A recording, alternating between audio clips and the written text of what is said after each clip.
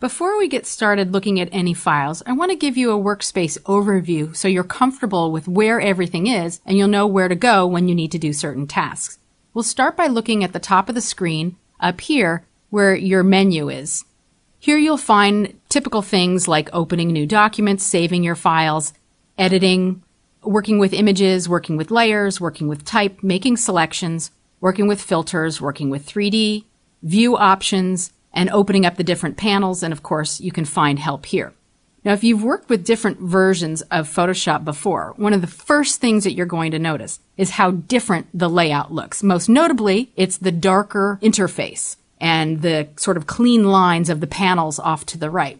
If you've worked with Lightroom or Photoshop Elements, you're used to a darker workspace. If you really find this bothersome, you can go into the preferences in Photoshop and make it lighter.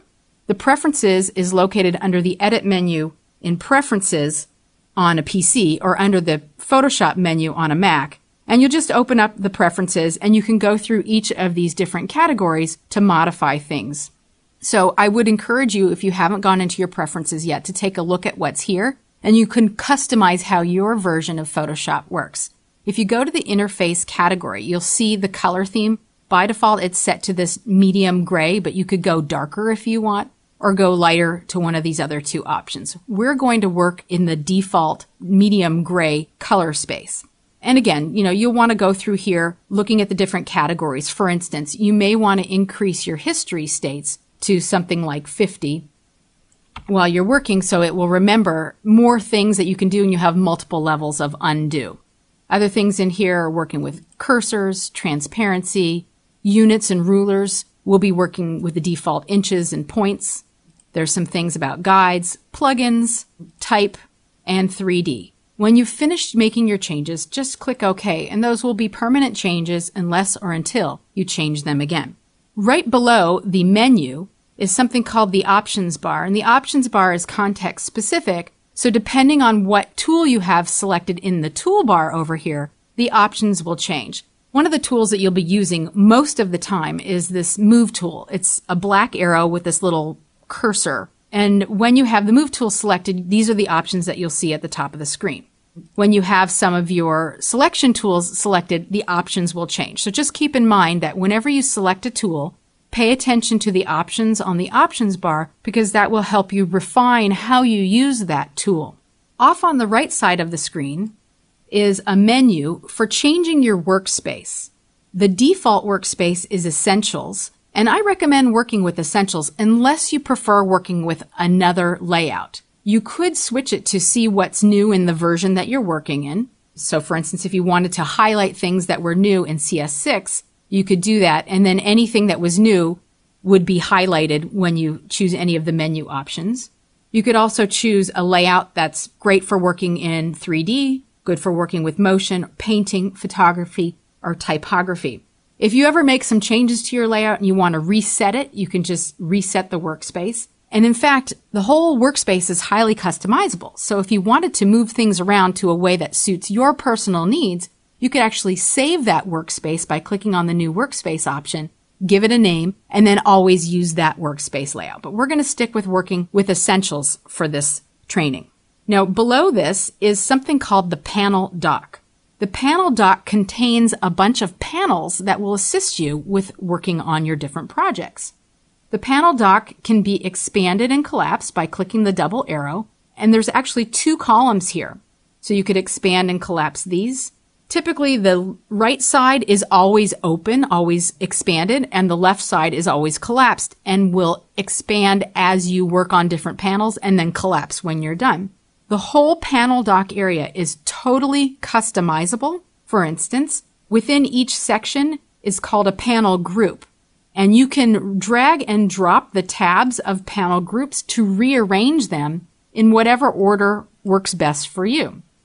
You can also drag and drop an entire panel outside of the dock and work with it as a free-floating panel, or you can drag it back in to an existing panel group or between some panel groups as its own panel group. So I'm going to put the color back where I found it, actually right in here, and put it back the way it was. There we go. The panels that you'll be working with most often are the colors, swatches, adjustments, and layers. We'll talk about all the panels within the individual lessons as we go. Now let's take a look over at the left side again. The tools are divided into different sections or families of tools. In this first section, you have your Move tool. Then there's some selection tools, different shaped selection tools. And then there's more free-form selection tools. And then there's other kinds of selection tools like Quick Selection or Magic Wand, and we'll deal with all of these. Then there's the Crop tool and the Eyedropper tool. And anytime you see a tool that has a small triangle in its bottom right corner, that means that the tool has other tools hidden underneath it. Like I just showed a second ago, if you click and hold down your mouse button, you'll get a flyout menu. And the flyout menu has other options that you can select. When you make a selection, the icon will update to show the last selected tool. And you can toggle back and forth between these. Other things to note is that if you see a letter next to a tool, that is the keyboard shortcut. So if you click the letter M when you were on a different tool, it would bring you to the rectangular and elliptical marquee tool. You could actually choose the M key on your keyboard to toggle between them. Also, there's the Crop tool, and below the Crop tool is Perspective Crop, Slice tool. Those is for slicing web graphics. Under your Eyedropper, there is like a Color Sampler tool, Ruler tool, Note Count, etc. Then there's a whole set of healing tools. There's the Spot Healing, Healing Brush, Patch tool, Content Aware Move, Red Eye tool. Then there's a bunch of paintbrush tools. So there's the brush, the pencil, color replacement, mixer brush. There's this clone stamp and pattern stamp, history and airbrush, eraser with some special other eraser tools, gradient tools. These tools here deal with sort of darkroom techniques. Then there's the pen tool, the type tool, selecting path options tools, and then there's actually some vector shape tools. There is the hand tool, which allows you to move your space around in the workspace, and then zoom, which allows you to move in and out. Below here is the foreground and background color. The foreground color lets you paint or draw in color, and the background is sort of like your canvas. Think of like when you're working on a painting, you usually start with a white canvas, although sometimes people like to paint on different colors, so you could prime your canvas with a different color. So always think of the background color as sort of your canvas, and the foreground color is the color of ink or paint that you're painting with. Or, if we're working with a photograph, it's the color that you're editing with. You can toggle the foreground and background colors by clicking on this little arrow. You can also use your X key, it's a keyboard shortcut, to toggle between those. Below here is another option for making selections. It's called Quick Mask Mode, and we'll talk about that in a later lesson.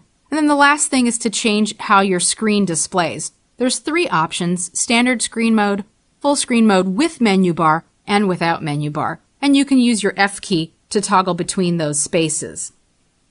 The last thing I want to mention is this panel at the bottom of the screen, which houses the mini bridge, which is a mini version of Adobe's Bridge. And you need to launch Bridge first before you can access the bridge.